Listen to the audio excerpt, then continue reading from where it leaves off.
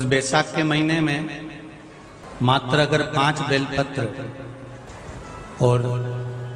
मट्टी के पात्र में रखा हुआ जल, मट्टी के 5 बेलपत्र, मट्टी के कलश में जो जल भरा हुआ हो वो जल तांबे के पात्र में डालकर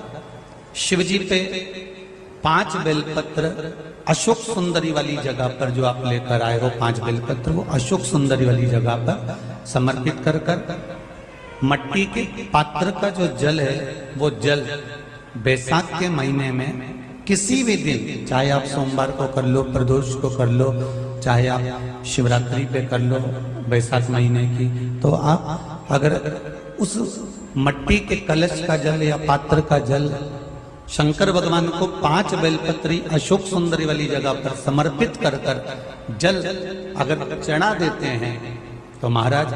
ये उदर से जो जुड़ी हुई परेशानियां जो मनुष्य को झेलना पड़ती है, चाहे भोजन नहीं पच रहा हो, चाहे उदर में पत्थरी हो रही हो, या कोई अनेक परेशानियां जो उदर से जुड़ी हुई होती है, बैसाख के महीने में अगर प्रतिदिन मट्टी के पात्र का जल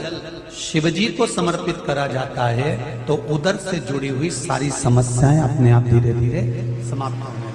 बैसाख के महीने में मात्र अगर 5 बेलपत्र और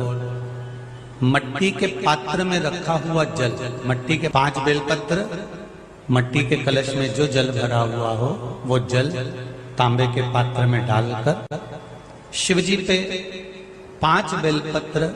अशोक सुंदरी वाली जगह पर जो आप लेकर आए हो 5 बेलपत्र, वो अशोक सुंदरी वाली जगह पर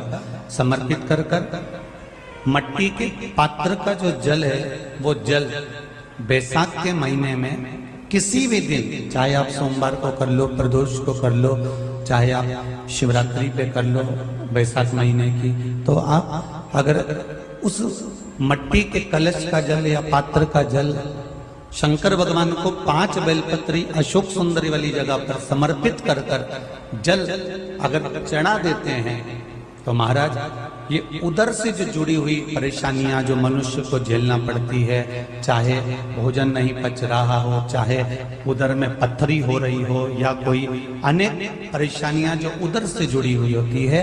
बैसाख के महीने में अगर प्रतिदिन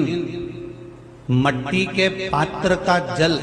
शिवजी को समर्पित करा जाता है तो उदर से जुड़ी हुई सारी समस्याएं अपने आप धीरे धीरे समाप्त होने लगती हैं।